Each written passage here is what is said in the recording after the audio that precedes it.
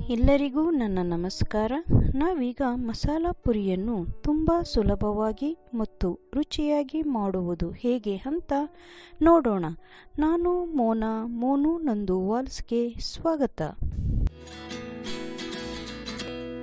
ಇದಕ್ಕೆ ಬೇಕಾಗಿರುವ ಸಾಮಗ್ರಿಗಳು: ಒಂದು ಟೊಮೊಟೊ, 4 ರಿಂದ 5 ಹಸಿಮೆಣಸಿನಕಾಯಿ, ಈರುಳ್ಳಿ 1, ಕೊತ್ತಂಬರಿ ಸೊಪ್ಪು ಅರ್ಧ ಹಿಡಿ, ಪುದೀನ ಸೊಪ್ಪು ಅರ್ಧ ಹಿಡಿ, ಲವಂಗ 3, ಚಕ್ಕೆ 1 ಇಂಚು, ಬೆಳ್ಳುಳ್ಳಿ 1 ಗೆಡ್ಡೆ, ಶುಂಠಿ 2 ಇಂಚು, ಜೀರಿಗೆ 1 ಸ್ಪೂನ್, 1 ಕಪ್ ಬಟಾಣಿ ಮತ್ತು 1 ಆಲೂಗೆಡ್ಡೆಯನ್ನು ಬೇಯಿಸಿ ಇಟ್ಟುಕೊಂಡಿದ್ದೇನೆ. ಮೊದಲು ಬಾಣಲೆಯಲ್ಲಿ 1 ಸ್ಪೂನ್ ಎಣ್ಣೆ ಹಾಕಿ, ಎಣ್ಣೆ ಬಿಸಿಯಾದ ನಂತರ ಲವಂಗ, ಚಕ್ಕೆ, ಜೀರಿಗೆ ಹಾಕಿ ಫ್ರೈ ಮಾಡಿ. ನಂತರ ಇದಕ್ಕೆ ಈರುಳ್ಳಿ ಹಾಕಿ ಫ್ರೈ ಮಾಡಿಕೊಳ್ಳಿ.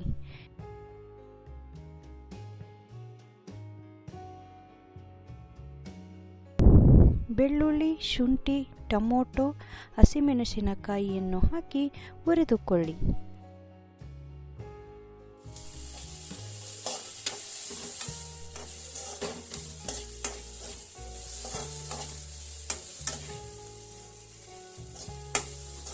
ಹುರಿದುಕೊಂಡು ತಣ್ಣಗಾಗಲು ಬಿಡಿ.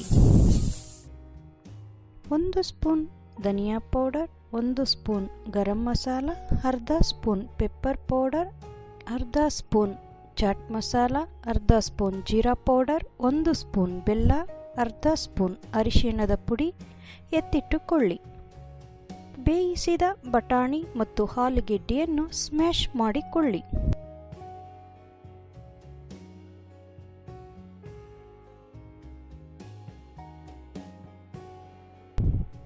ಹುರಿದುಕೊಂಡ ಮಸಾಲ ಪದಾರ್ಥಗಳನ್ನು ಕೊತ್ತಂಬರಿ ಮತ್ತು ಪುದೀನ ಮತ್ತು ಬೇಯಿಸಿದ ಸ್ವಲ್ಪ ಬಟಾಣಿ ಹಾಕಿ ನುಣ್ಣಗೆ ರುಬ್ಬಿಕೊಳ್ಳಿ. ಪಾತ್ರೆಯಲ್ಲಿ 2 ಸ್ಪೂನ್ ಎಣ್ಣೆ ಹಾಕಿ ಮಸಾಲ ಪೌಡರ್ಗಳನ್ನು ಹಾಕಿ 1 ನಿಮಿಷ ಫ್ರೈ ಮಾಡಿ.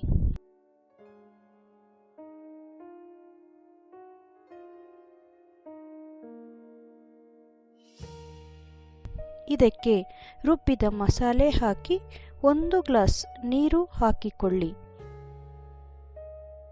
ರುಚಿಗೆ ತಕ್ಕಷ್ಟು ಉಪ್ಪನ್ನು ಹಾಕಿಕೊಳ್ಳಿ. ನಂತರ ಇದಕ್ಕೆ ಸ್ಮ್ಯಾಶ್ ಮಾಡಿದ ಬಟಾಣಿ, ಆಲೂಗೆಡ್ಡೆಯನ್ನು ಹಾಕಿ ನಿಮಗೆ ಎಷ್ಟು ತೆಳ್ಳಗೆ ಬೇಕು ಅಥವಾ ಗ್ರೇವಿ ಗಟ್ಟಿಯಾಗಿ ಬೇಕು ಅಷ್ಟು ನೀರನ್ನು ಸೇರಿಸಿಕೊಳ್ಳಿ.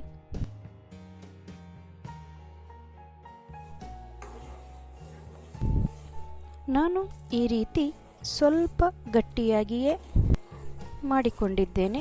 ಕುದಿ ಬಂದ ನಂತರ ಸ್ಟವ್ ಆಫ್ ಮಾಡಿ. ಈಗ ಒಂದು ಬೌಲ್ನಲ್ಲಿ ಪೂರಿಗಳನ್ನು ಹಾಕಿಕೊಳ್ಳಿ. ಇದು ರೆಡಿಮೇಡ್ ಪೂರಿಗಳು ಸಿಗುತ್ತೆ, ಇಲ್ಲ ಅಂದರೆ ಎಣ್ಣೆಯಲ್ಲಿ ಕರಿದು ತೆಗೆದಿಟ್ಟುಕೊಳ್ಳಿ. 6 ರಿಂದ 7 ಪೂರಿಗಳನ್ನು ಒಂದು ಬೌಲ್ನಲ್ಲಿ ಪ್ರೆಸ್ ಮಾಡಿ ಹಾಕಿಕೊಳ್ಳಿ. ಇದರ ಮೇಲೆ ಬೇಯಿಸಿದ ಮಸಾಲ ಗ್ರೇವಿಯನ್ನು ಹಾಕಿ ಹೆಚ್ಚಿದ ಈರುಳ್ಳಿ, ಟೊಮೊಟೊ, ಕೊತ್ತಂಬರಿ ಸೊಪ್ಪು, ಕ್ಯಾರೆಟ್ ತುರಿ,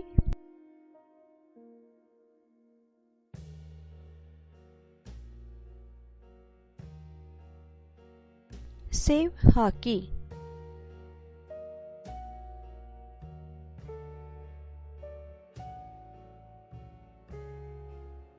ಈಗ ತುಂಬ ರುಚಿಯಾದ ಮಸಾಲ ಪೂರಿ ತಿನ್ನಲು ರೆಡಿಯಾಗಿದೆ.